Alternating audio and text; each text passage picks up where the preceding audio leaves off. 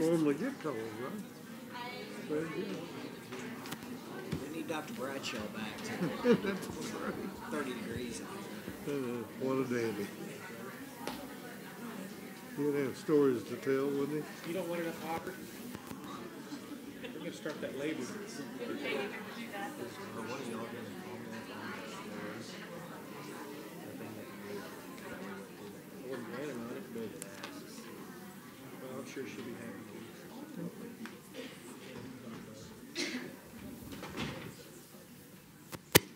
like to welcome everybody to the November school board meeting. Nice chilly evening. It's a little warm in here. Just a couple of things. Do we have any veterans in here tonight? Veterans?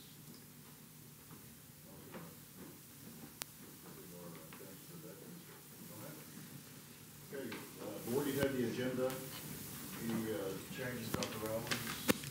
Mr. President, the agenda would stand as presented. I make a motion we approve the agenda as presented. Second. Have a motion by Mr. Luttrell and a second by Mrs. Cook. All those in favor? Aye. Opposed? And you've also had the minutes from the prior meeting. Any changes, corrections, or questions about the agenda from the prior meeting?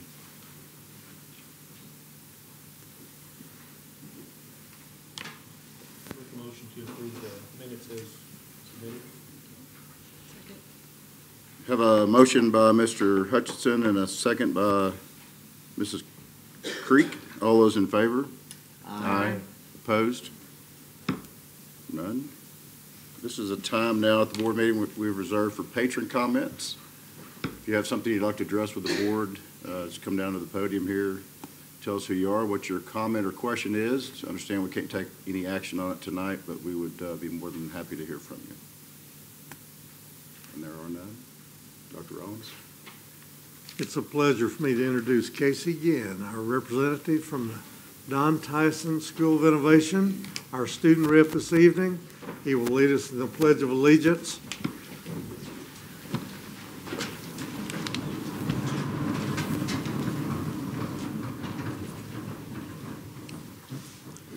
I pledge allegiance to the flag of the United States of America and to the republic for which it stands, one nation, under God, indivisible, with liberty and justice for all.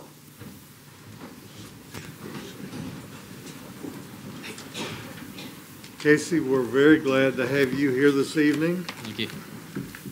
For those in the audience this evening, certainly for our board, I'd like to introduce Casey Ginn. He's a wonderful young man. I've known him for the last couple of years really pretty well, and I'm so very, very proud of him. I know his principal and teachers would say the same thing. You've just done a great job, Casey. Thank you. He's a senior at the Don Tyson School of Innovation. This is the first senior class, so you'll be representing that group as well. His parents are Herb and Leslie Ginn. I know your sister's here with you this evening, and another very special guest who's making himself known. We're glad to have you. Casey, you want to introduce your sister and tell us her name? This is my sister, Lindsay Looney, who without I would not be here today, and so that's my nephew, Titus. Well, thank you. We're glad to have you this evening, both of you, that's for sure. Casey has quite a resume, really, and it's fun to share these kind of accomplishments. He's the winner of the Kiwanis Youth Service Award. He's earned the Don Tyson School of Innovation Phoenix Award twice. And when I finish my remarks, I want you to tell us about that one. Will you do that for sure? Oh, yes, sir. Okay. In terms of the ACT, his composite score is 33. That's quite an accomplishment. We'll give him a hand. Will you do that? He's a member of the National Honor Society. He's a member of the School of Innovation Senior Class Committee, member of DECA, a member of the volleyball club. He's a Red Cross blood drive coordinator. He plans to earn a master's degree in psychology. He has applied at both Yale and Harvard. After receiving his master's, Casey's plan is to become a police officer and work with children after traumatic events in an effort to better the life of the child and the community as a whole. Casey, thank you for being with us this evening. Yes, sir. I know the board would welcome your comments. Well, I actually started here at the School of Innovation my sophomore year. I started coming from Walnut Ridge High School, which is in Northeast Arkansas, and I was a freshman there. And to say like I struggled academically, socially, and in some cases mentally, that's kind of an understatement. The teaching style of that school didn't work for me, and because they wouldn't change a few aspects of the curriculum, they wouldn't change it to accommodate students such as myself, I couldn't succeed in the school. And so about halfway into my 9th grade year, I dropped out of high school, and I was going to just get a GED. And so I got a GED book and was studying at home. But my sister, Lindsay, she lived here within the Springdale School District, and she told me about this new school that had come up, the School of Innovation. She told me about how they did things a little differently. They focused more on the student, more on whether the student was being heard and whether the student understood the materials. And they were a lot more hands-on, more project-based, and they worked a lot with community partners in an effort to get you a real-world experience. And that was a really big key word with the School of Innovation, was real world. And so she was telling me all these great things, and I said, no. I was still kind of against school. I didn't think I'd be able to do it anymore. I was just going to go into military, and I actually still thought about it, but she came back. She went to the meetings that kind of taught more about the school. She went to the information, websites, everything, and she really took the initiative and learned a lot about the school to help me. And she came back. She told me about some of the projects they did, how the school worked with a $2 million medical robot and let the students, play with it a little bit. And she told me about all these kind of things that the school did differently, how I'd be able to work at my own pace, how there'd just be a lot of different things that I didn't get when I was at Walnut Ridge. And so I was convinced. I spoke with my parents, and we had a lot of talks and stuff, and they permitted me to move 5 hours east west. 5 hours west to live here in Springdale with my sister and to attend the Don Tyson School of Innovation. So my first year, my 10th grade year, I was still kind of against school. I didn't like it. I didn't do much socially, but my grades had improved dramatically. They were all A's and B's, and this hadn't happened in a few years. So I was really excited about that.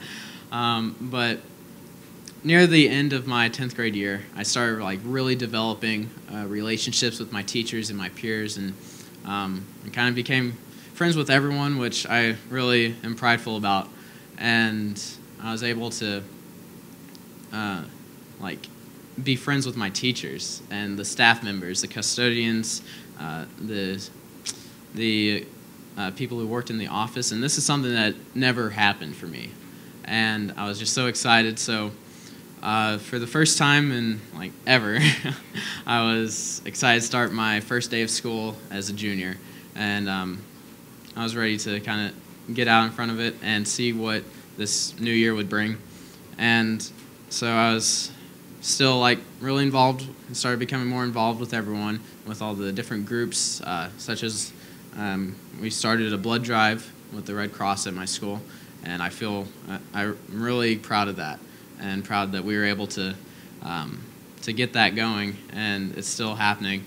And so that's something that I'm also very prideful about. But so some questions about what I was going to do after high school started popping up, and they started asking what college are you to go to, what's your future plans, and I was like, I don't know.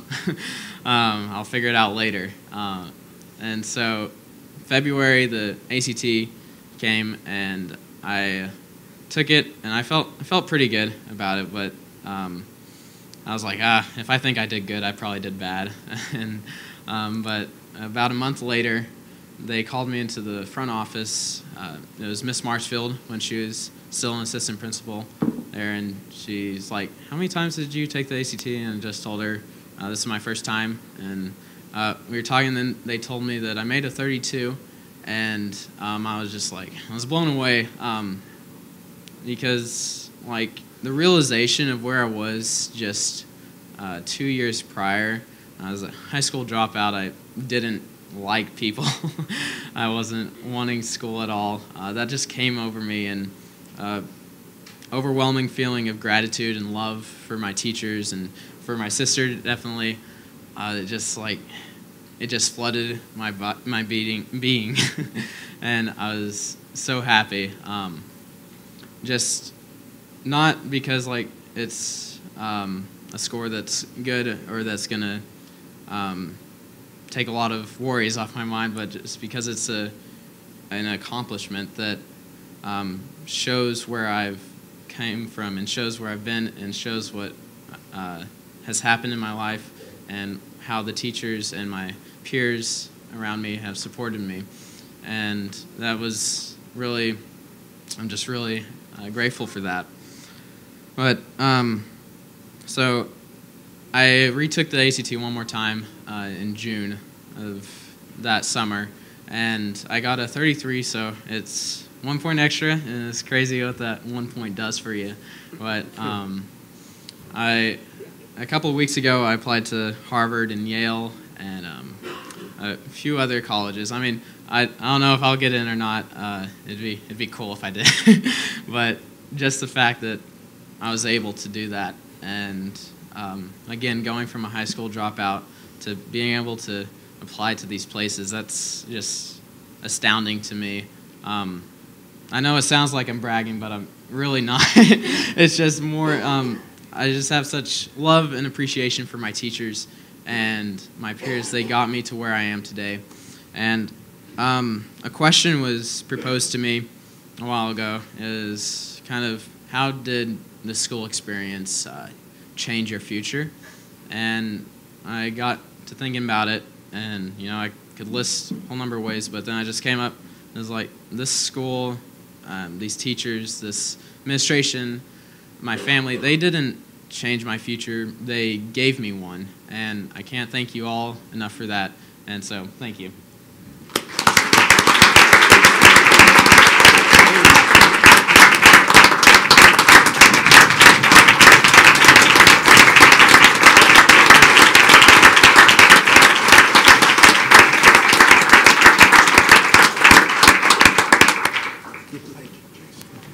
Thank you. Or do you have questions? Can I go first, Kevin? Yes, Michael. First of all, I remember how excited my parents were when my score went from a 22 to a 23 on the ACT, so I know how that 1 point is a big deal. I had the chance to sit with you, I think it was last spring, when we got to come to the Don Tyson School of Innovation, and I was blown away and amazed by your story. We're only getting a tip of the iceberg today, what you shared with me that day, and it's remarkable. Lindsay, you are a remarkable sister to this young man. Just a little bit that I learned, I thought, wow, if I could meet.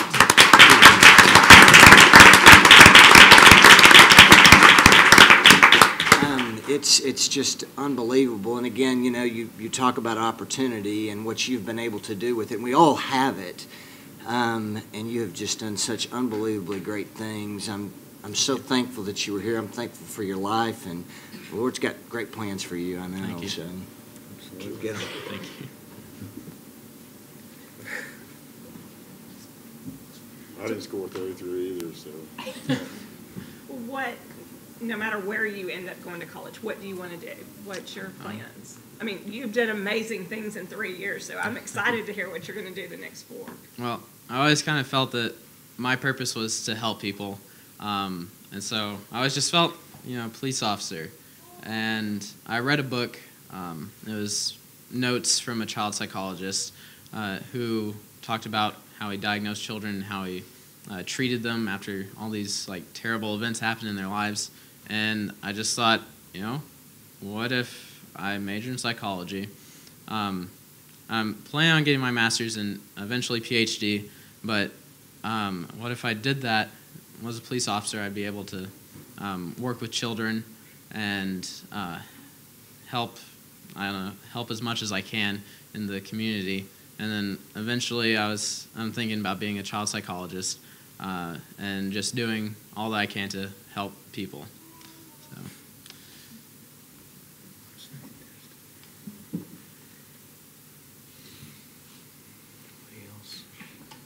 I think we're all blown away. Yeah, I'm pretty much speechless, so. Thank you. We're really proud we were able to give you an opportunity to flourish like you have. Thank you. Obviously, you had it in yourself, and you got some good coaching, and obviously some great guidance from your sister, but we're glad you came to Springdale. Yeah, I'm glad you had me. Just remember us when you're at Harvard and yell. All right. So, well, thank you all. Thank you. Great job.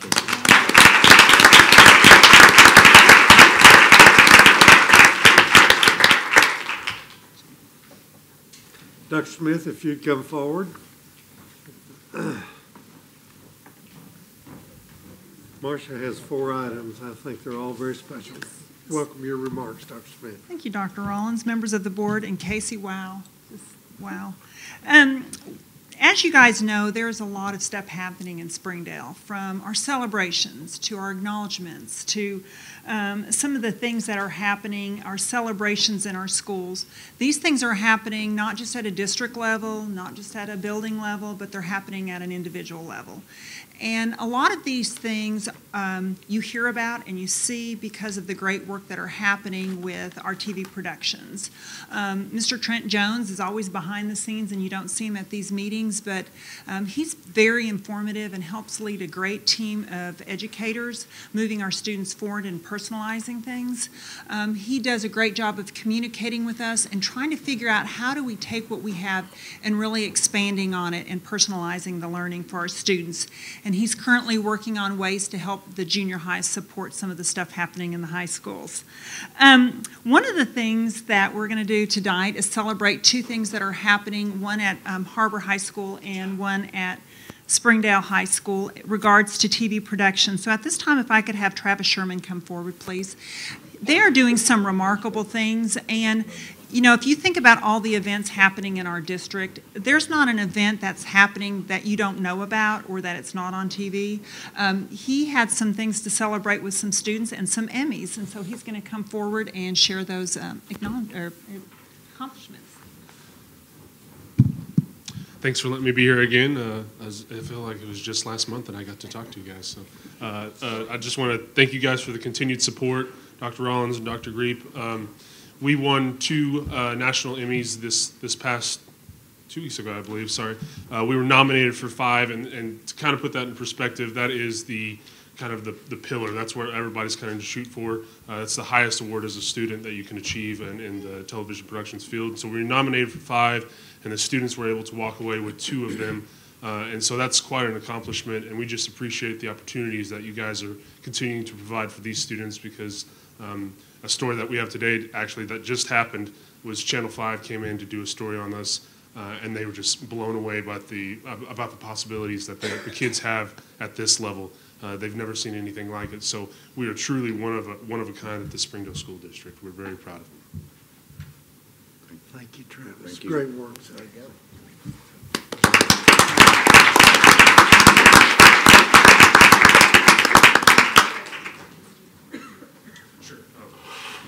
The students that were a part of this project couldn't be here because they're now attending school out of state. One of them is in Savannah College of Art and Design in Georgia, and the other is attending the University of Arkansas, so she's quite busy as well. So the students are now in post-secondary education, but we wish they could be here, but we understand that they have prior commitments. Thank you, sir. A little said just about how a student gets to be a recipient of an Emmy. So what the students are doing, we try and push them to be as professional as possible, and so I always expect the best out of them. And so they complete work throughout their 3 years in my program, and then I choose from their work the best that would represent HAR-BER High School and the Springdale School District, and they go against the region. So it's not just the state of Arkansas. And if they win at the regional level, then they get nominated. They could be nominated for a national Emmy. So they're not going against just students in the state of Arkansas. This is the entire nation. So it's quite an honor just to be nominated for a national Emmy, let alone win it. I think we have a lot to be thankful for. And at this time, I'd also like to have Rochelle Moore come forward, please. Rochelle Moore is just recently, I'm sorry, I've known her as Moore for so long, and she got married, so Ms. Nichols, she recently received the Ozark Media Arts Festival Teacher of the Year. This is hosted locally, but it's one of the largest multimedia festivals in the Midwest, so I'm going to let her speak a little bit to that. Thank you. Good evening. So the Ozark Media Arts Film Festival was formerly known as Spring Creek Film Festival that we have here in Springdale. And the students have the chance to nominate their teachers. So I'm blessed enough to have some remarkable kids who, fortunately, like me, thank goodness. And so they nominated me, and I was blessed enough to receive the award. And the coolest thing about the award, I'll try not to get emotional like I did there, it was pretty funny because we're sitting there and they're like, hey, it's a she. And all my kids turn around, they're like, Miss, it's you. No, there's other she's besides me. And then they talked about she stays in contact with her kids even after graduation. You know, she stays in constant contact with them. And they're all like, Miss, it is you. You can't deny that. And then they call your name, and it's completely emotional because it's a big honor for your kids to do it. It's big. And then the Arkansas Broadcasters Association, which is a huge deal in our world, gave $1,000 to the program. So that alone, that's a huge blessing for our kids because that'll help them take them places in the program. So it was really quite the honor. Beautiful. Congratulations.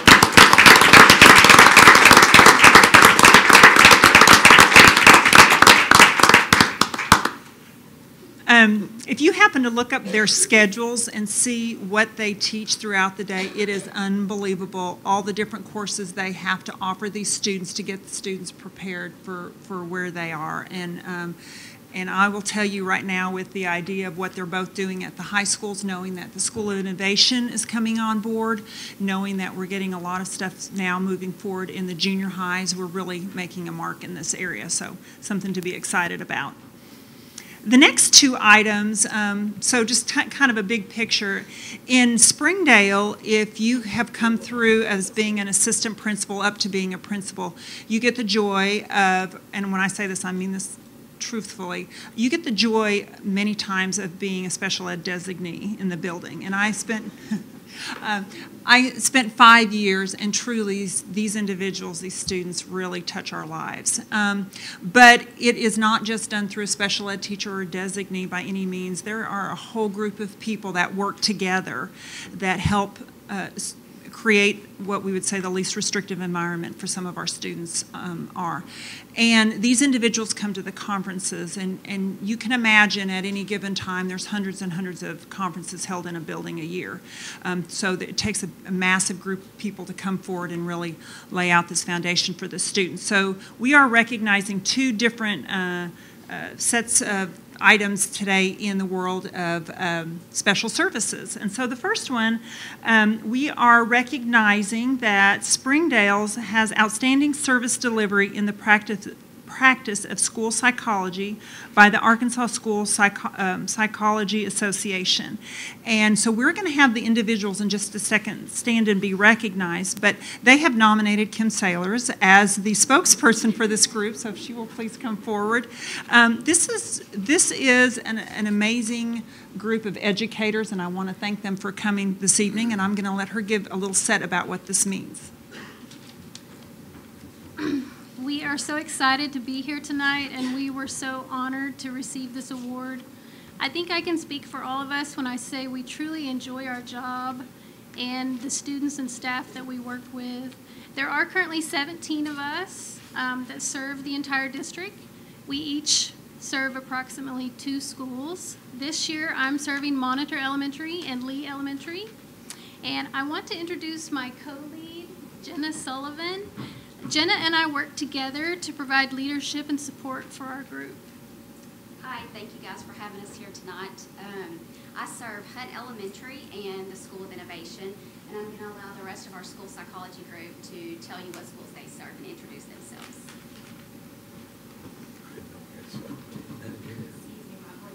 I'm Kim Kirby. I serve Jones Elementary as well as Sonora Elementary in one of our facilities, Woodbridge.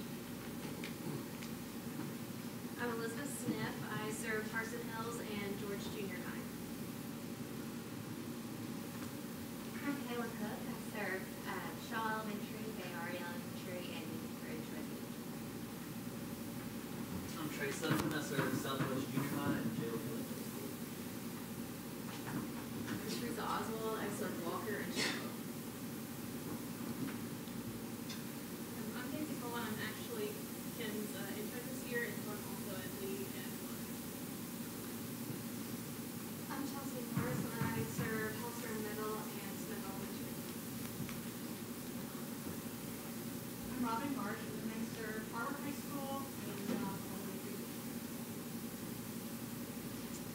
I'm Hillary Dewey, and I serve Lakeside Junior High and Harvard Elementary. I'm Logan Sheets. I serve Turbo Elementary and George Elementary. I'm Sue Evans. I serve Springdale High School and Archer Learning Center. I'm Kyra Horn, and I serve Tyson Elementary and Hilldale Elementary.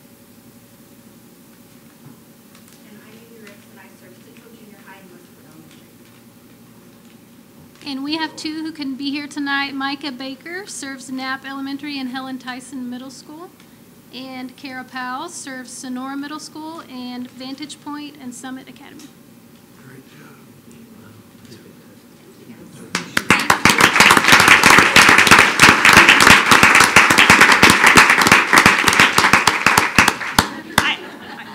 I would like them to kind of outline what their job entails, about to because ask.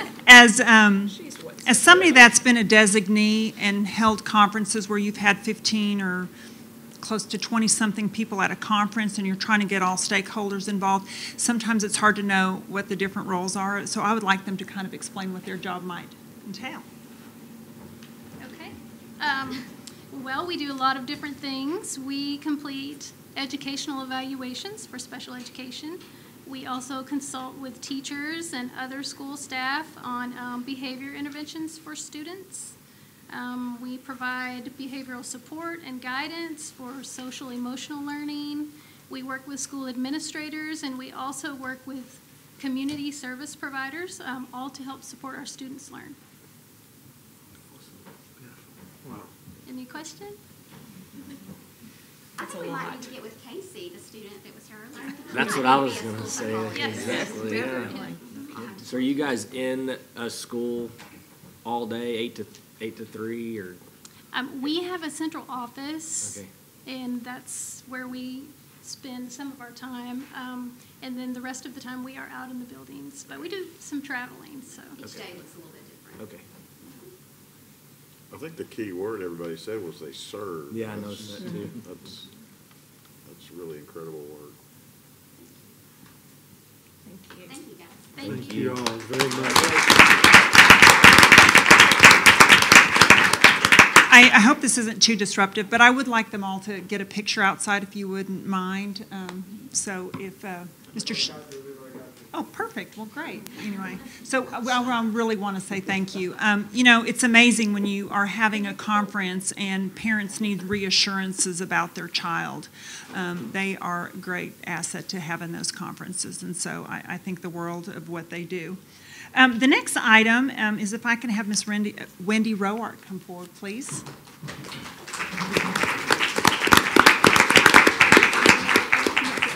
So I'm so excited. So I'm going to let you take that, and I'm going to let you show it to everybody.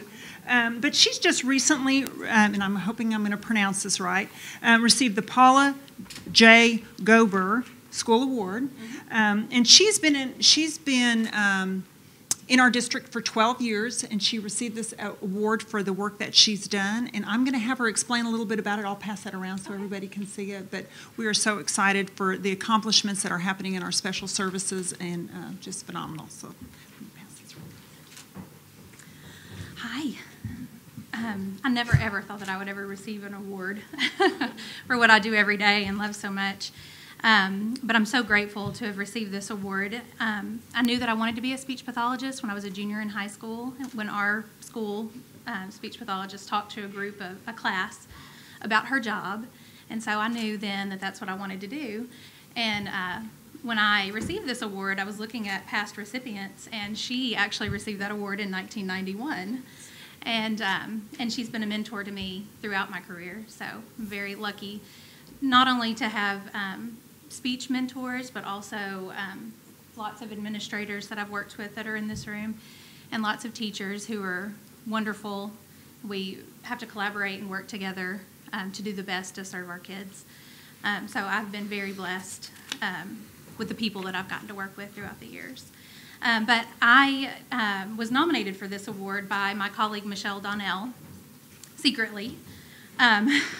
She got in touch with administrators and teachers and parents that I had worked with in the past and had them write letters to support my nomination. And then we found out probably beginning of October that I had received it.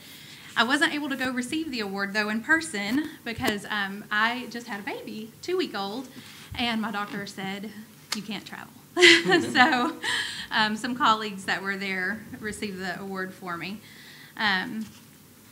But I'm blessed to work with wonderful colleagues. There are 30 other speech pathologists that work in our district, and it could have been any of them.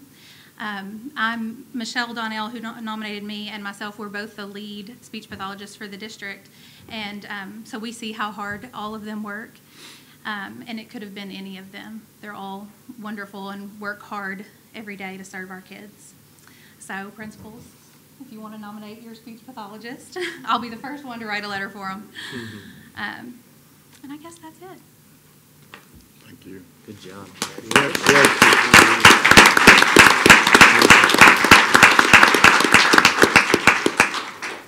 Do you all have any questions for me? I was Yes, just ma'am. going to say, reading those letters, which we did get a copy of some of them, I guess, they were really amazing. Oh, So, thank you. congratulations. Thank It you. sounds like it's very well deserved. Thank you. Yeah, when you have an educator or an administrator that says she's been in the business for 30 years and you are by far the best school-based speech teacher that she's ever worked with, I think says a lot. Thank you. Yes, I cried when I read those. Thank you. Thank you very much.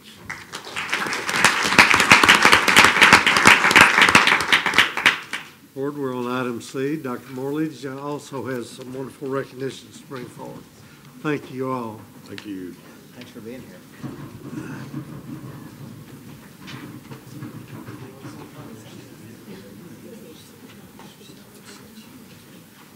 We clear a room.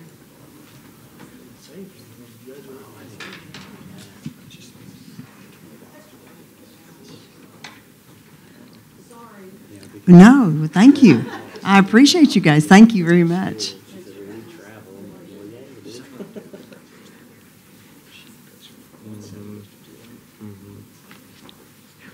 Okay. Mr. Owenby and board and Dr. Rollins, we meet again. Glad to be here again. It's been a fun afternoon learning with you guys. And this afternoon we featured 16 of our principals. And you can see the kind of work that they do on a daily basis. Well, we have some other great information to announce. And one of our schools that is going to be honored with their work tonight sent us a copy of the presentation that they made. And Dr. Smith and I looked at each other and said, this is so good, let's feature our principal. So that's why we're going to invite Miss Stacy Ferguson to come to the podium and present. And I will tell you, I'm not going to steal all of her thunder, but I think you're going to be really excited by what you see. Oh, it is an honor to be here today. Thank you so much for having me. And I heard you had some great work sessions today that kind of led up to our conversation tonight.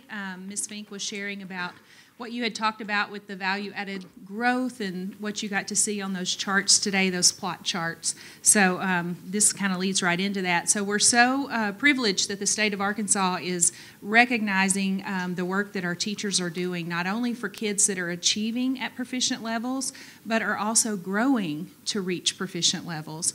And getting to sit here and see our school psychologist, it really just brings to mind to me the recognition that we really are a system. It is a school system, and we all work together. And the ladies that were recognized, we have to put them into this recognition as well, the work that they do to help us recognize our students that are special education students and get them the services that they need so that we can all grow our kids. And so that's what we're here to talk about. All right. Did I click that one? Okay. All right. So here just a few weeks ago, the State Department released the recognition awards for this school year, and it's actually tied to financial awards this time again for the second year in a row.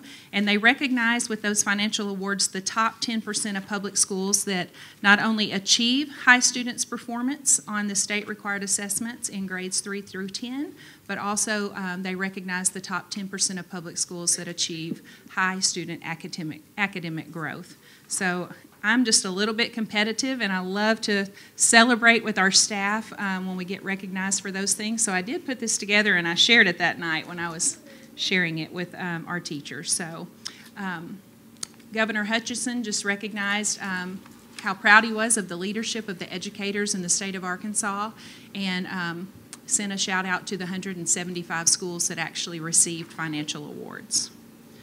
So this is the breakdown. There's 4 reward categories, so you can earn $99.18 per student for achieving in the top 5% for performance, and also the top 5% for growth. And then also they recognize the top 6 to 10% with the $49.58 award per student. So 51 schools receive top 5% performance and growth, and then 52 for performance and growth as well for 6 to 10%. So we want to, this is where the competition comes in. So we always like to look at our surrounding districts and compare and see how we're doing. So our top 5% performing school in Springdale was Burnish Young Elementary.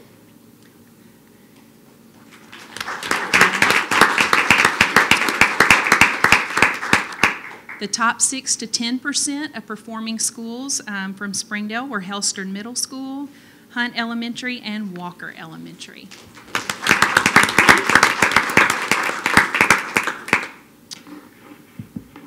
The top 5% of growth schools that were recognized from Springdale were Harp Elementary, Helen Tyson Middle School, Hunt Elementary, John Tyson Elementary, Knapp Elementary, Parson Hills Elementary, Lee Elementary, and Turnbow Elementary.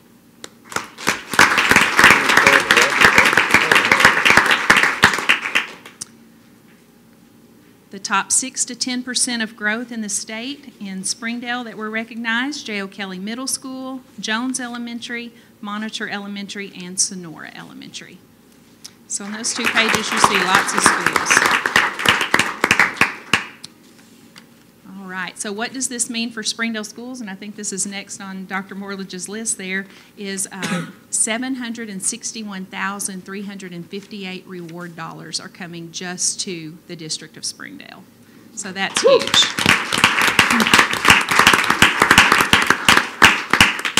And then that last slide just shows reward money by district, so in the top 4. So yay, Springdale. How about that?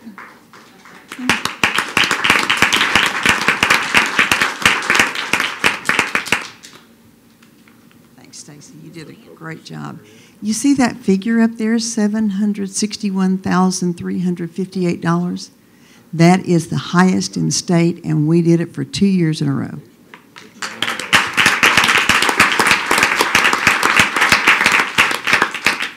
As they've done in the past, I want you to know our schools think long and hard about how to spend that money, and it is always spent to move achievement forward with our kiddos here in Springdale. Even though the state might allow some stipends, our folks say, we love you teachers, but let's give you some tools. So we make sure that whatever we do, it's always focused on the kids. So wanted to share that with you tonight. That was some pretty exciting news. This was, last year we got this information in the spring for the 2017. This year, this is for the 2018. So we're getting about 6 months earlier than we have in the past. So that kind of helps you think, didn't we just do this a few months ago? Yes, we did. It was a different year. All right. Thank you. I love this quote that Stacy gave us. No one can whistle a symphony. It takes a whole orchestra to play it. And I love her thoughts on systems, because that's what we have. That's who we are. Okay, thank you. All right. We also have on there, what I want to do, though, before I let them go, the principals who led the schools to do this are here with us tonight. And I would be terribly remiss if I didn't recognize them. So when I call your name, principals, if you would stand. If your assistant principal is with you, or if there's other teachers who are here with you tonight, please also stand when I call your school. So, Jones Elementary.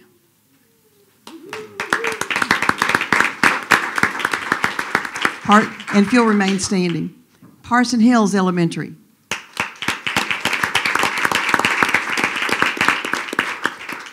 Lee Elementary. Turnbow Elementary.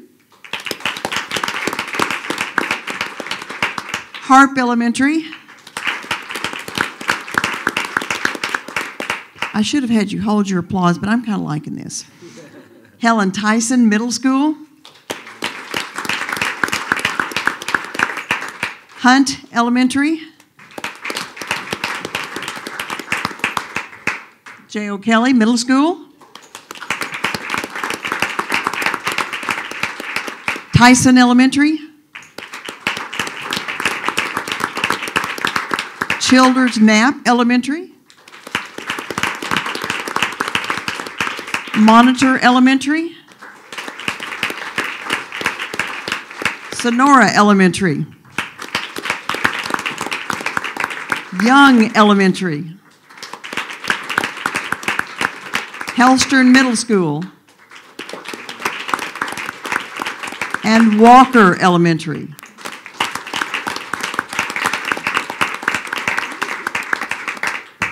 I'm incredibly proud of y'all.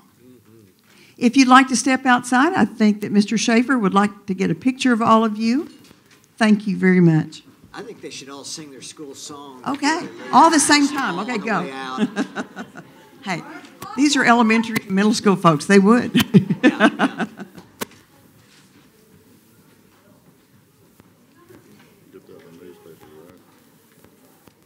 As you know, we celebrated Veterans Day. I think our legal holiday was yesterday, but the real day was Sunday.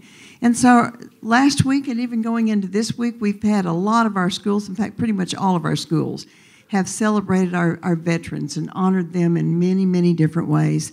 Senator Bozeman came to Southwest Junior High to speak to them. HAR-BER High School, every hour they had a different veteran come into the Dr. Marcia Jones Performing Arts Center and speak to the students who were there that hour. Several of our schools invited their families who had veterans who were either here now or perhaps are still serving. So it's been a great week. It's been, for me, every time I see those, I can't help but shed a tear or two to think about what those folks have given to us. So it's been a great week, and I just wanted to let you all know about those kinds of things. And then the other thing, it's the holiday season. And in your package, you have a list of the band and the choir events that are happening. You can pick a night, pick a day, and you can pretty much find something going on. That's one of the great things about having this many schools in our district. It gives us a wide variety. I do want to highlight a few of them. Two of my favorite events of the year are the productions at HAR-BER High School and the production at Springdale High School. the one at HAR-BER High School is like a Broadway review, and the kids who sing there have amazing voices. It's a great evening. That is November 30th and December 1st. If you're interested, you can contact Randy Irwin at HAR-BER High School.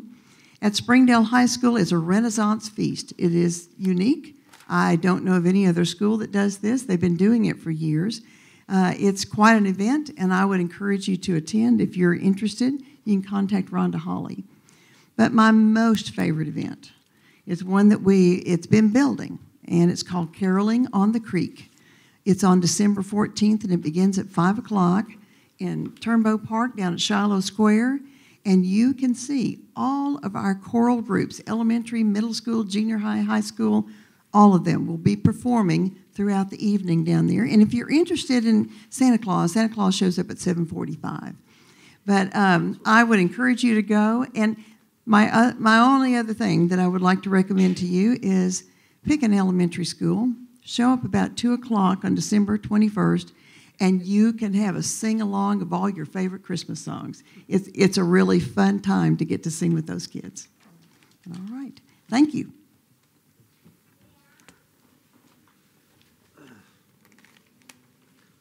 Thank you, Dr. Borledge. Board, we're on item D on the agenda. Ms. Martha Walker will be the principal who will lead our next presentation. We're very interested in continuing our focus on innovation, the innovator's mindset. We've looked at George Kouros's work. And Martha, with that as an introduction, tell us more about the innovator's mindset and our focus this evening. Okay. Thank you, Dr. Rollins and Board, for inviting us to be here to present to you tonight. We want to share the exciting things that are happening at our schools. We have 4 schools that will be here this evening, and I think you have cards in front of you, so if you have questions, you can write those down, and we'll be able to answer those later as we go through our presentation.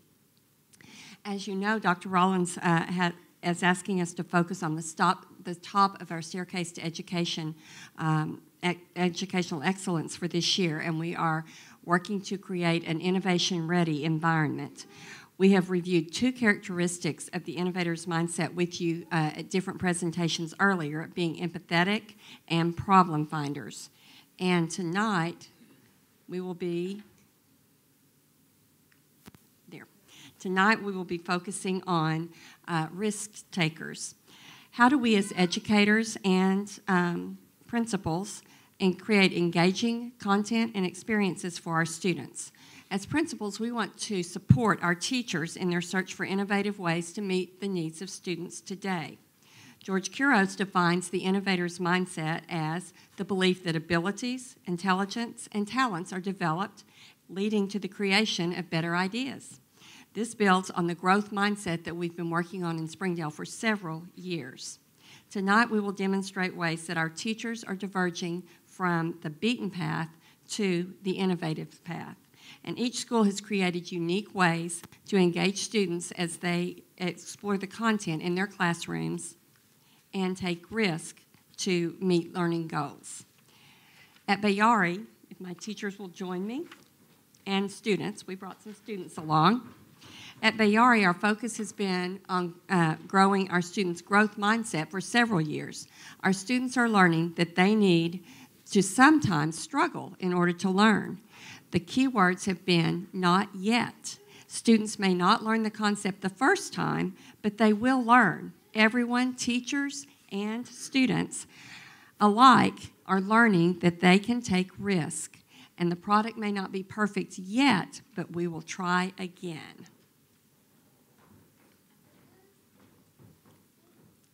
Hello, my name is Radine Worley, and I am the Library Media Specialist at Bayari. And something that I started last year is a Makerspace program, and this is now our 2nd year. In fact, I've changed the title of the room from a LMC, Library Media Center, to an LMT, a Library Makerspace and Technology Center. Explore is our library overall theme, and of course that's something that we do in many different ways in the library. We're just started working just this week on our Maker Fair, our 2nd Maker Fair that will take place in March. 5th graders will be showcasing their stop motion animation Fourth graders will be showcasing their cardboard arcade games, which are really, really a lot of fun to play. And third grade's going to be involved by making some cardboard marble mazes. The idea is to not only give kids the tools to build the things that they can imagine, but to imagine the world that they can build. Thank you.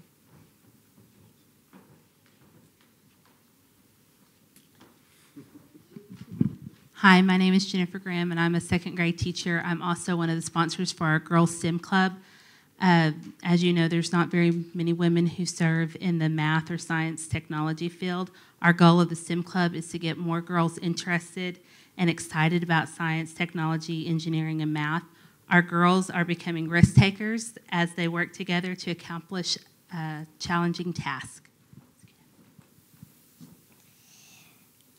My name is Kaden, and I'm going to be telling you about STEM Club. Working together makes it easier to succeed. Girls can do anything boys can do. We have learned to never give up in STEM Club. Girls are stronger than they think they are. We are not there yet.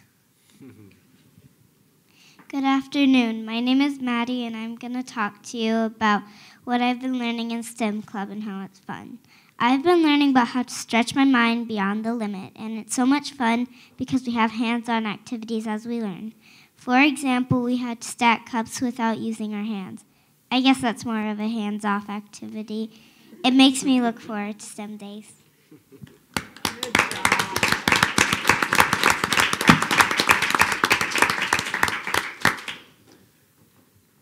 Good evening. My name is Joe Bay. I'm an instructional facilitator as well as food course site supervisor at Bayari. The Garden and Nutrition program at Bayari is in its 6th year, and this year, in October last month, we were recognized by our governor as the best nutrition education garden in the state of Arkansas.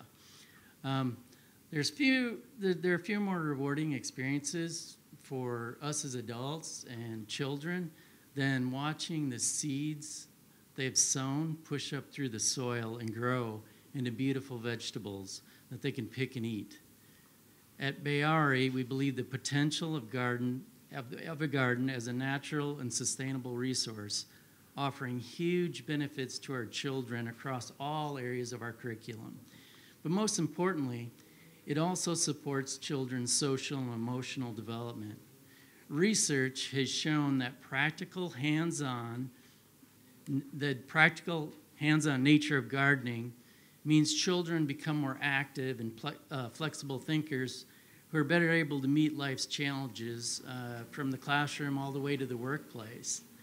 In the garden, risk-taking can take many forms. It can be pushing a seed into the dirt and watering it and waiting to see if it will grow. It can look like harvesting the vegetables that are in season that month and then creating your own recipe with them. It can also be as simple as tasting a new vegetable that you've never heard of before, let alone seen. You know, what's a rutabaga anyway? School gardens are a wonderful way to use the school's backyard as a classroom. It reconnects students with the natural world and the true source of their food. And at Bayari Elementary, we're doing just that. Thank you.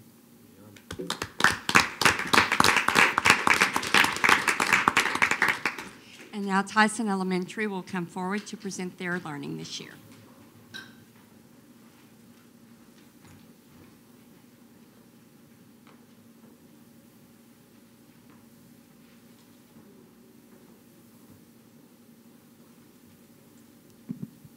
Good evening. Thank you for having us tonight. I'm Shelley Pogue, and I'm the proud principal of Tyson Elementary School. And at Tyson, we have a theme this year of being empowered to both students and teachers to be risk takers, to be innovative through strategies and practices. An educator with an innovative mindset will find the balance between drawing on experience and trying something new. And that willingness to try something new is both for us as educators and as students. And I'd like to turn it over to the stars of this show, and that is first Miss Bogart, one of our third grade teachers. Thank you. Good evening. I recently had the opportunity to attend the Innovation Institute, where I heard a speaker emphasize the teacher's role in developing our students' public speaking skills. So when I returned to school, my team and I came up with an opportunity for our students to be risk takers and to develop their public speaking skills. We had each student select a United States symbol that they were interested in learning more about. They researched the symbol, created the symbol, and presented their learning to all of the third graders. It was amazing to see their self-confidence soar when we did this project. May I please introduce now my colleague, Debbie Keene. Hello. I would like to talk about some innovative strategies that we are trying at John Tyson Elementary to increase student voice and choice, which we believe increases student confidence and promotes risk-taking. One thing that we've tried this year is Writers' Workshop breakout sessions. Students brainstormed areas of weaknesses in writing, and we created 13-minute, very focused writing lessons. The students were able to sign up to whatever sessions they wanted to attend. We immediately noticed that the atmosphere changed in our classrooms. Students were empowered to learn. 100% of our students were engaged, which we believe will help students gain confidence and become risk takers. Now I would like to introduce one of my risk takers, Lindley Thomas.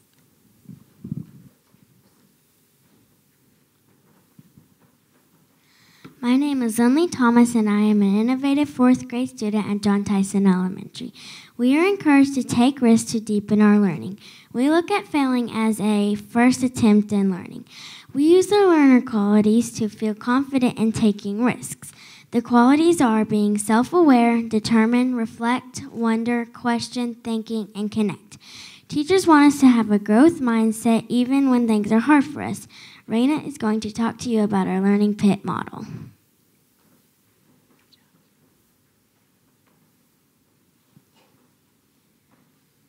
My name is Raina Ariola, and I am a 4th grade student at John Tyson Elementary who has a passion for learning. We use the learning pit model to communicate to others where we are in our learning. When we face a challenge, we take risks to learn things we don't know yet. We use different strategies to get out of the pit, like ELOs, extra learning opportunities. We take risks like reading a poem in front of all the 3rd through 5th grade students. I had to face my inner chicken. I will read my poem that I read during our poetry slam for you. He was in a limo, shot in the limo 3 times. Boom, boom. 2 shots in the neck. Boom. His killer was Lee Harvey Oswald. I saw him fall on his wife's lap. I saw what time it was. It was 12:30, and saw Lee Harvey trying to escape the Texas School Book Depository, and he bolted downstairs and then upstairs. The police came in a rush, and a Secret Service agent tried to cover the president's body, but it was too late. The president was dead. Instead, he covered the president's wife. She was still alive, but not her husband. They hurried to a near hospital, but at 1 p.m., he was announced dead. 12:30, he heard his final words, "I am John F. Kennedy." Ms. Crombie will tell you more about taking risks. Thank you.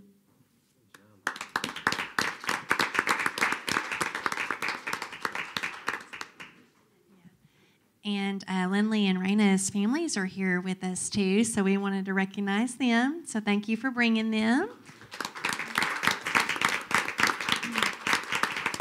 So the poem that Raina shared with you, she wrote that last week.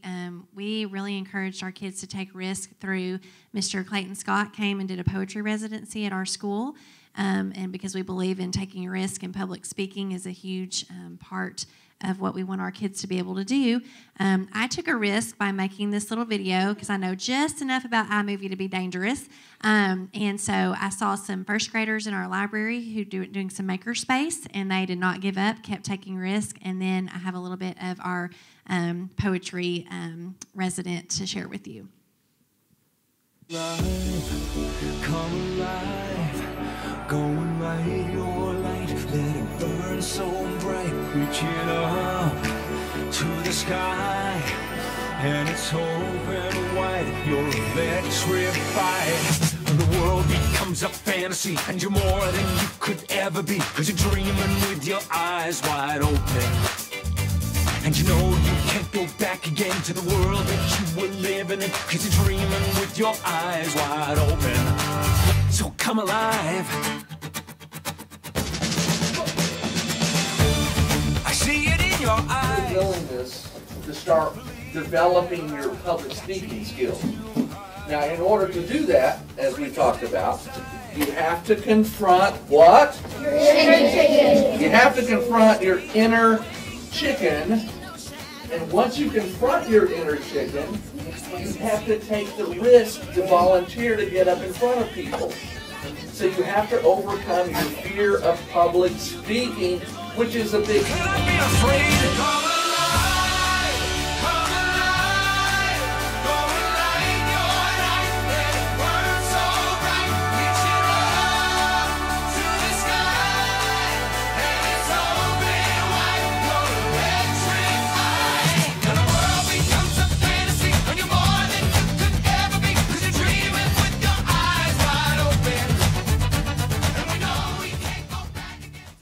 Raina was one of our 10 who were chosen out of the 4th graders to present, and that was the poem that she presented. It was from the I Was There perspective, historical fiction. She put herself in the shoes of those who saw JFK's assassination. So super proud of our kiddos, and now I will turn it over to Southwest Junior High.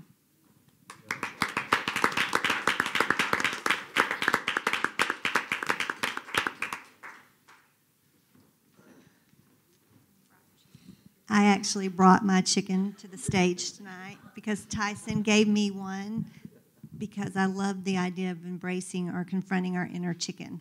And I'm not real fond of public speaking either. So I'm Miss Lindley, a principal at Southwest, and I think we all agree that risk-taking is necessary for innovation. But the question is, how do we create an innovative culture where everyone in the building is willing to take the risk and go against the norm to create something better? I started reflecting on this question first from the perspective of the adults in the building, because let's face it, we are often the ones it's most difficult for us to veer off the beaten path. We've been doing it longer. So then I asked students from East Classroom to create a video to reflect on risk-taking from the student perspective. So whether we're a tenured teacher, a tenured veteran, or a junior high student, we all find that taking social and emotional risks are difficult. At Southwest Junior High, we are learning to understand the brain states and behind our emotions through our study of conscious discipline as we work to build our school family through connections, relationships, and understanding. We also spend time and resources helping adults and students understand their strengths using the Gallup Strengths Finders materials. We want what George Couros states to become the culture of who we are at Southwest. And he states, I focus on not only where I can improve, but where I'm already strong, and I look to develop those strengths in myself and others. At Southwest, we want teachers and students to believe in themselves and their powers to affect change for themselves and for others. We work on building efficacy through our work in PLC, through our instructional coaching model, and through all our academic support systems.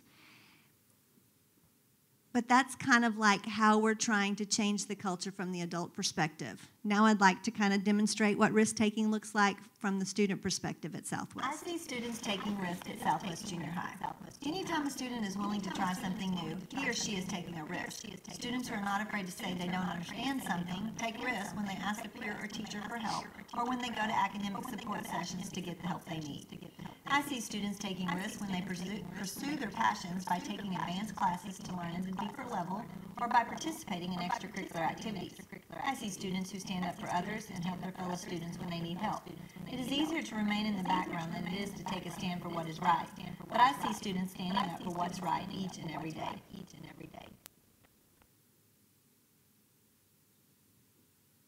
Some risks that I take at school are taking electives that are both in school and out school activities, and also taking several different pre-AP classes.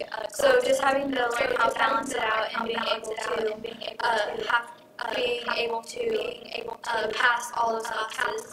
What risks do you take at school? I take a risk of taking all previous classes. I have to balance all the work and homework, and it takes more time and more effort to get the best grade in your class. In the science class, we have a handshake with almost as many people in our class as we can, and it really helps us connect with everybody and get to know more people. One extracurricular risk I've taken is in robotics.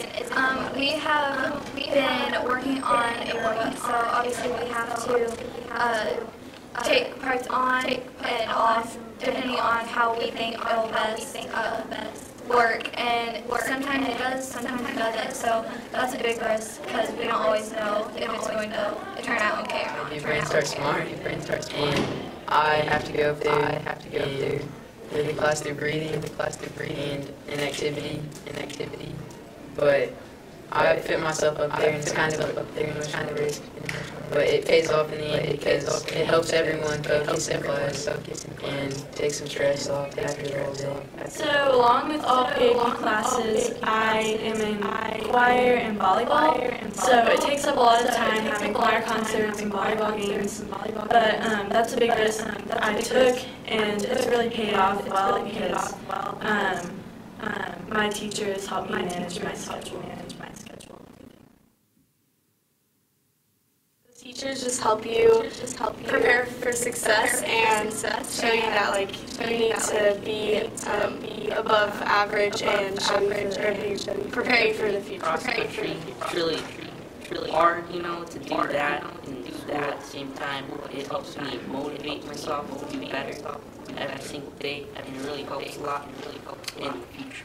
I'm in AP Hug, which is the most advanced class we have here, and it's a lot of work, but I really enjoy it because I learn a lot more than I would have if I hadn't taken it, and I'm also in band and debate and East, and I love all those classes, but it is a lot of workload, but it's just a huge payoff on being able to do that and learn so much when I'm at school. SACWA students take risks every day. We have encouraging teachers that push students out of their comfort zones academically, in extracurricular activities, and even socially and emotionally. Every day, we strive to go beyond the average. We strive for great rewards.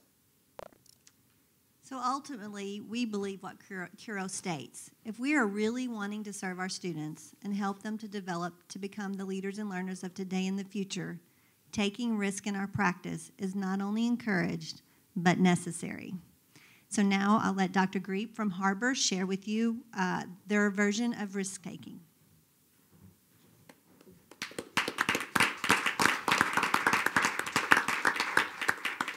Dr. Rollins, members of the board, thank you for the opportunity to present tonight. It's always fun to showcase the great work that happens at HAR-BER High School, and as we reflected on risk-taking at HAR-BER, we wanted to showcase two things. One, risk-taking within our student body, and then also risk-taking within our faculty. First of all, when you think about construction, you think about something that's perhaps stereotypically a class that is dominated by males, but we're excited to showcase females that are enrolling in our construction class, and we've got 11 girls right now that are in our CNC program, and so I'd like to show this video about the work that they're doing.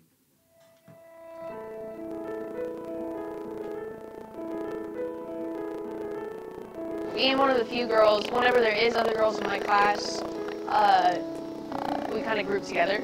But it also forces me to have to act more as a leader, or else I get talked over. It shows you how to work in a group, because that's a big thing in construction, and it shows you how to problem solve, because a lot of the times it's not going to work out how you think it's going to on the plans, and the teachers here teach you the processes you need to go through, how to go through it step by step. When I graduate, I want to be an aviation mechanic. I'm still doing what everyone else is doing. I mean, it's kind of going to be the same when I'm an aviation mechanic. There's really not a lot of girls in that business. So it's kind of teaching me some of the tools that I'm going to need to use. It forces me to step outside of my comfort zone and take charge a lot more frequently than I would in a science class or somewhere where women are a lot more comfortable.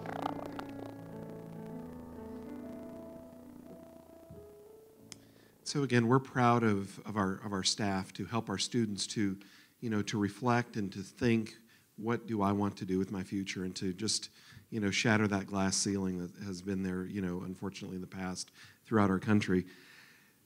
The second piece that we want to showcase today is in regards to how do we address our, growing English language learner population. Diversity at HAR-BER is beautiful. I'm proud of our staff for how they have, worked together to address, perhaps gaps in learning or these challenges. And I'm going to introduce Kathy Bolin, who's one of our instructional facilitators at HAR-BER, and she's going to talk about the layered curriculum. And in a nutshell, when you think about perhaps geometry, the way that we were often taught is all students are in front of the teacher, we all learn the same content, it's that factory model, but we know that that doesn't work. And so Ms. Bolin is going to describe to you what layering the curriculum looks like at HAR-BER High School. Ms. Bolin. Thank you. Good evening. Our teachers, our geometry teachers, we have about 3 of them right now that are really taking a risk with trying out this layered curriculum. They're piloting it in there. They just decided to do all of their classes. And what it is the curriculum is there's 4 layers to it. There's a base layer, which starts out with just the basic skills that students need.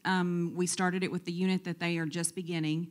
And those base skills are just the ones that they know students need in order to even be able to attempt the unit. And then it goes all the way up through the extension tier or layer, which is where the students have to apply their knowledge, apply the skills, apply strategies, problem solving, they do research. So there's a lot to that. And that extension layer takes time, and it takes a lot of, teacher facilitates more. So this strategy of layering the curriculum is a huge risk for our teachers. They're used to, kind of like Dr. Greep said, getting up there and teaching it all at the same pace, but with our learning gaps, they know we need to try to meet our students where they are in their learning while maintaining a challenging high expectation from each student. It takes the control away from the teachers, and then it places more of the ownership in the hands of the students. So it is truly a risk for teachers. I am a math background, and I like that control, so it is. You have to back up. The teachers give a pre-assessment to find out where their students are, and if they realize some of those students are 3rd grade math level, which especially with some of our gaps in our learning, we have that in some of our classes, they may need to start at a different place. So that way we're meeting the needs of those really low students, the middle, just our normal everyday student, and then those high achievers, we're not holding them back either while we're trying to meet the needs of the lower, the ones with less skills. The teachers are more of a facilitator rather than standing in front. It's more of a workshop-style classroom. The students are working in pairs, working in groups, or they may be working on their own on something with a video where they have questions to answer, and the teacher just goes and helps as needed. Layering allows our students to begin with the skills they need to build their confidence, and then that helps them to move on at their pace with guidance. We're just beginning this process, but we're excited to see how it works, and if we want to continue with it, which I hope is the plan, but we'll see how it goes. Thank you.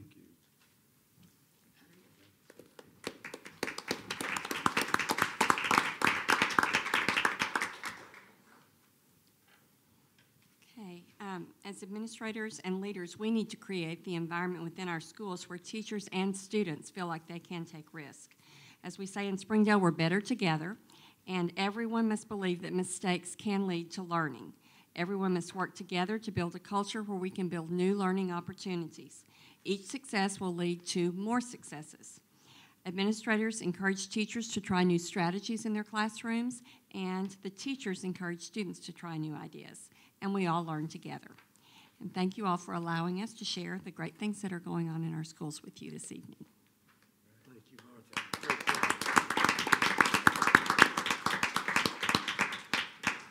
I think we had a couple of the girls there from Bayard. The parents, we need to recognize their parents here. I did not remember to do that, so thank you for asking. We have parents here with Maddie and with Caden. They're very excited about their parents being here. And I appreciate them bringing their students down to share. We appreciate the effort you guys have to go through to present to us tonight. Each one of these focus sessions are unique in themselves, so tonight's was very good.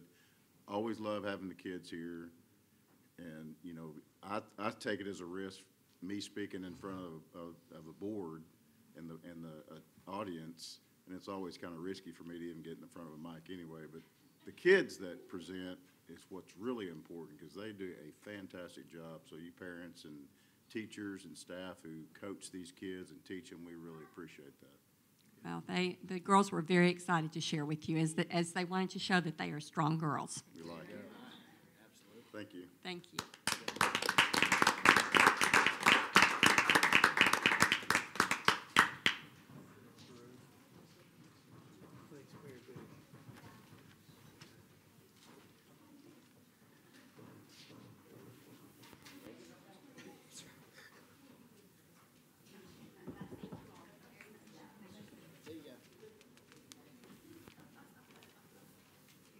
See you, Ms. Bogart.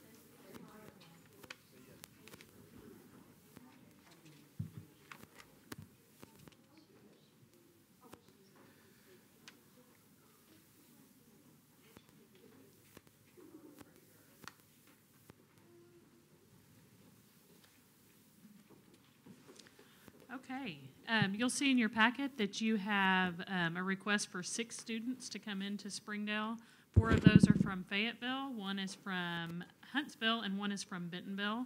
I'll be happy to answer any questions you have. Otherwise, I'd ask you make a motion to approve these transfers.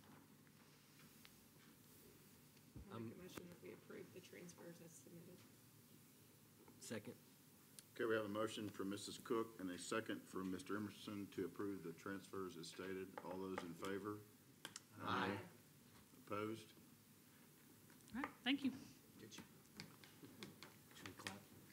Yeah, we'll clap. Good job. Way to go. I don't think she'll be here next week. Absolutely. Yeah.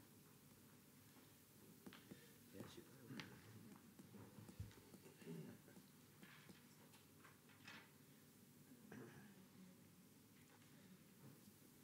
will. Board, if you'll turn to page 49, I believe, in the agenda. I want to give you an opportunity to share the events that went on at a Regional Training Institute sponsored by the Arkansas School Board Association. We had a number of board members in attendance at this event on October 22nd. Would someone like to take the lead and share any comments you'd like about the training opportunity? I think you need to tee that up, like who's the training hours hog?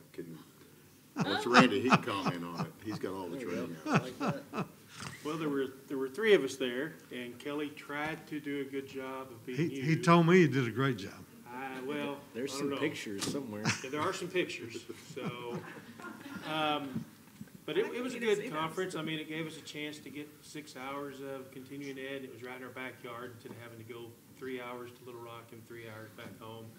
We got some in-depth training on the ESSA. A lot of the stuff that we talked about earlier today in our work session, they covered on how to read the ESSA report and where to find certain information and things like that. And that's the second or third time I've seen it today, and I'm still trying to figure it out. So we got to hear from a couple other speakers, and I mean, it was, you know, as exciting as continuing ed can be. So I'll pass it off to someone else here. One of the sessions was about community engagement, and I think we represented really well on the fact that we're doing a lot more than what they talked about, really. So that made us proud to be from Springdale. I'm really proud of our PTAs, our patron chef groups that meet. It's just great to stay connected to the patrons. I know how hard y'all work at that. Even if you have to disconnect your phone from time to time. But thank you all. I appreciate that very much. I'm taking some liberties, but I can assure you I've had an opportunity to hear a number of ESSA presentations, but what our team did today I thought was really special.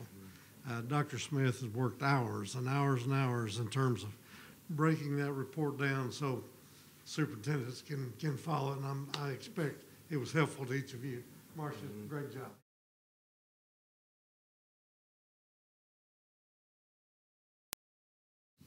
Okay. Kevin, any other comments about today's agenda?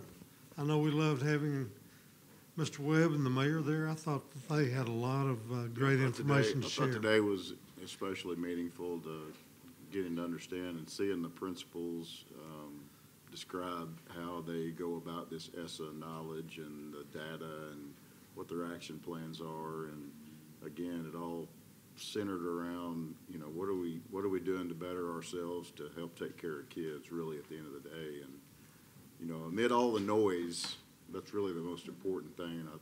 And again, it was a good reminder that, you know, you can get caught in the weeds, but if you stay focused on taking care of the kids, I think that's the most important thing. Absolutely. Makes all the difference, doesn't it? It sure does. And then to hear the mayor and the chamber and our goals really align with each other, and it's all for the good of Springdale. So it's another good reminder, and just re-energize the team, you know, on what we need to do as a board and to stay tuned into the community and help support our schools. It was a good day. Well said, Mr. President. Michelle, comments? I just liked the one-on-one time with our small groups, and the opportunity to really talk to some of our principals and to see, you know, on a more personal level what they're dealing with, and what they feel like their challenges are. And you know, I just hope I was clear with my group that we were just so proud of all of them. I mean, I hear more about what they're doing in their schools and how they're affecting students than I do about what the state may say, and that is what it comes down to, is how our families and how our students feel about, you know, their day and where they end up. And just like the young man that spoke today, and I mean, it just shows that our teachers and our principals and everyone are just so invested in our kids, and you know, it made me want to go yell in Little Rock and DC and say, you're not seeing what I'm seeing on a daily basis. But I appreciated that one-on-one time with, you know, with my group, and just to really hear what they had to say. It really came through. A lot more than numbers came through in that presentation today, didn't it? Nick, any thoughts you have? I would just be reiterating what they said, but my biggest takeaway was the investment. I mean, I've never not had a teacher in my house since the day I was born, and to see that what teachers do all the way up to what a principal is doing day in and day out, and the investment that they're making is phenomenal. Thank you. Michael, you want to close for us? Well, again, I think you've heard a lot of it. You know, it is amazing all the data points that go into establishing, you know, what that grade or that score is. I know we see our Twitter hashtag sometimes that says, what is it, more than a grade? Is that what it is? Where's Rick? No, it's the choice. The choice, but it, you know, just that, you know, everything that goes into that, just the principal I got to talk to, you know, here's the challenge, I think, is, you know, we focus a lot on accountability and ESSA scores, and we've talked about this many times, how important that is. It's tough sometimes for a classroom teacher to focus just on teaching a kid in their class, because they've got all this other stuff that they've got to deal with too. And I think we just need to be mindful that as school board members, and just the community does too, that there's a lot going on. Just like what Michelle said, you know, what we get to see is a lot different than just a score and a data chart that somebody else is looking at. So just we just need to keep talking to folks in the community to make sure they understand that. Thank you all. It's a privilege and honor to serve with you, and I know our teachers feel that way. Dr. Cleveland, if you're ready, come down. He's going to catch us up on some important facility work that's going on in the district. Thank you, Doc.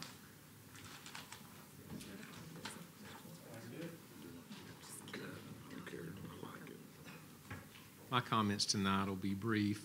I know that many of you have driven by the SHS ball fields, and maybe been over to HAR-BER and looked at the softball field over there as well.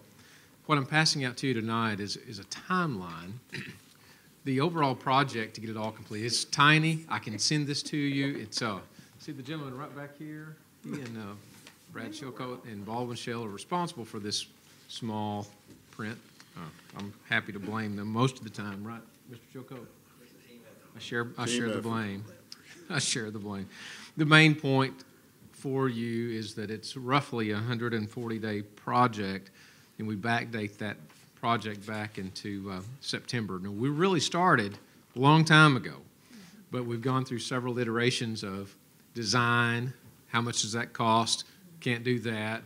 Design again. How much does that cost? We need to back up and try again. So if you'll remember, we started with these athletic fields being practice fields. You and your wisdom and Dr. Rollins and his decided that we need to, for safety's sake, let's try to play on these fields over time. So instead of doing it in phases, we decided to try to go ahead and do it at once. We need people to come up beside us and help us fund it. We didn't budget for this particular project this year, but if we can have some people come up beside us and help us with the project, we think we can do it more feasibly and more reasonably priced. So we're working on that. As of this particular moment, we have bids that have been taken by Baldwin and Shell, and we believe that we can do the project in a reasonable way. Now, Dr. Rollins, as you all know, is very good with the pennies because he says, you know, if you take care of your pennies, the dollars take care of themselves. So we're working right now to bring together a final cost, okay? Once the building or once the construction begins, as you know, we already have our light poles. They're on the ground, both places. We can put those up, but it's about a 30 to 60-day time process for that. Weather is beginning to impact our efforts here. If you look at overall end date, we're into April. Okay, Dr. Rollins is very adamant that we try to make sure that these fields are ready to play prior to the season beginning. We are going to do our dead level best to do that. He hasn't changed his stance on when they're going to be open, but the timeline, as you see, shows a little something different. So we'll try to work miracles to meet his expectations. Right, Dr. Rollins? We'll get it done. We'll do our very best to get it done. So if you have any questions, I'm happy to take them. If you're, other than, hey, Jared, don't bring us these small numbers anymore, I'll try to do that. I certainly can share them on your computer. You can pull them up if you like. But you're to the point of getting some hard dollar figures for the completion of Absolutely. what? Okay.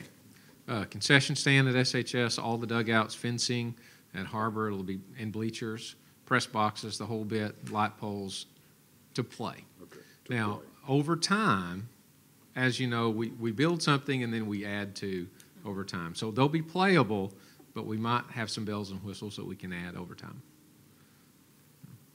Windscreens, things like that. Will you need this in-house? We're going to have to, yes, I believe that. Right now, we've peeled out the dugouts to do in-house. We've got some very talented people in our maintenance department, Kevin Conkin and Jeremy White, Alan Athey, Brian Burkett, and the list goes on and on. And we're going to pull out the dugouts and build those ourselves. We believe we can do it to Brad's drawing at a reduced price. But our goal is to when Bentonville comes to play Springdale High School or HAR-BER High School in baseball or in women's softball is to come play on campus. It's on campus. Come play on campus. We have a great opportunity to have some wonderful facilities right in the heart of town. When people go down Huntsville or down 71B, they can see our beautiful facilities in Springdale, on Springdale High side, and know that we have a quality school, we have quality facilities, and we back them. Over at HAR-BER, we've had a master plan for years and years. I believe Dr. Rollins developed that 15 years ago in conjunction with the board, and we're seeing that master plan now come to fruition in completion of the fields. And Jared, I really want to say that as we opened HAR-BER, it's been a number of years ago, the parent participation, the parent involvement with that baseball booster group has just been phenomenal. And they continue even today. So I'm so proud of the assistance that our parents have given us over time. that's just a great example. There's so many others, but that particular group really stood out, and we need to say thank you to them. Absolutely, they really do. Any questions in particular? I'm sure Dr. Rollins will be able to communicate with you at a greater level as far as finance. Sure. In the days ahead. Yeah. Thank you very much, Dr. Thank you. Okay. Mr. Hayes? Board, obviously, we're on the business section of the agenda, beginning on page 67. Good evening, Dr. Rollins and Board. The first item that I have for you this evening is the building project's financial update. You will notice that SHS Athletics, we made our final payment on that, so that project is closed out. On Tyson Media and Walker Media, the two amounts that are listed there as a balance will not be paid out. We ended up having change orders on both of those projects, lowering the anticipated cost. So basically, those funds will just remain in our building fund. So any questions on that? All right. I wanted to inform you that the annual audit is underway.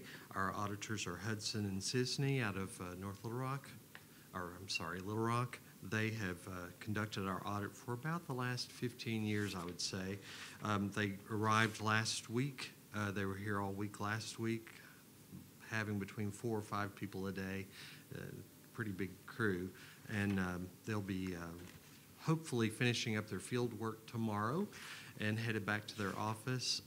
It'll take some time once they get back to get it through all the channels, the different reviews and such. So it's usually in the spring before they are able to give us our final report. At this point, I'm not aware of anything that they have identified as an issue. So hopefully we'll just sail right on through again. So let's see. The next item that I have for your consideration this evening, we have 3 resolutions that I would ask the board to consider this evening. These are all related party resolutions. 2 of them, Denco Electric and Catering Unlimited.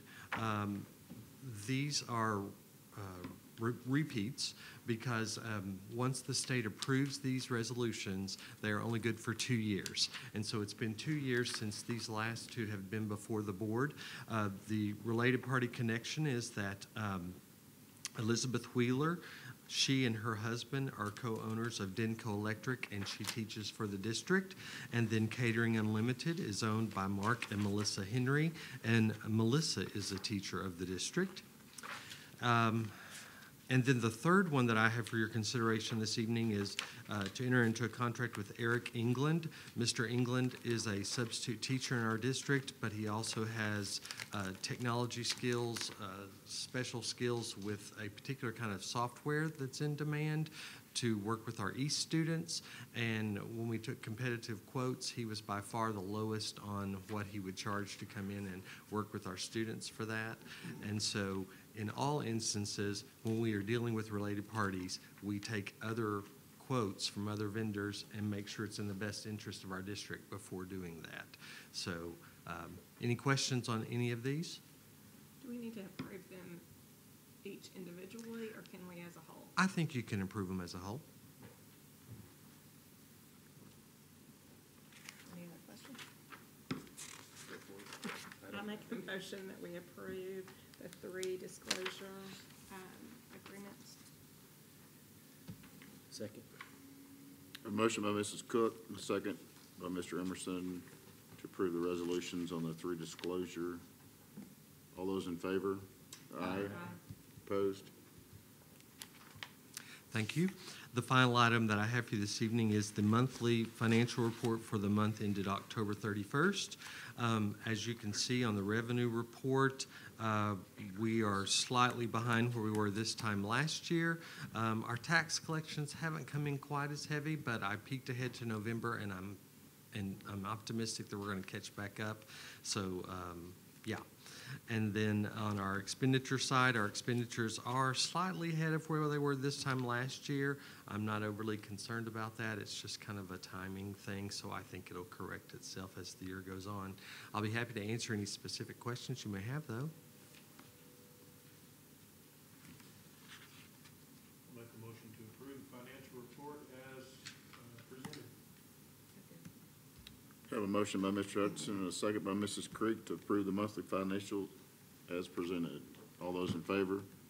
Aye. Opposed? Well, I'm glad this month went better. Last month was a train wreck for me, so I'm glad.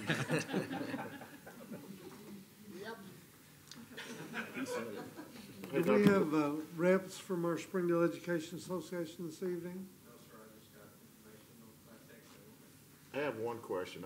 It's getting me to ask it. On the ball fields, we've already approved all the work to be done. Yes. You're just working on the budget, right? I mean, we have no other approvals because we gave that last year, right? We were just trying to keep you informed that it was Okay. coming along. and All right. Thank Nothing we you need to for act your, on or coming up either, so. yes, you've given us that endorsement, and we thank you for it. Mr. President, that concludes our agenda. 6:30. Way to go, Owendy.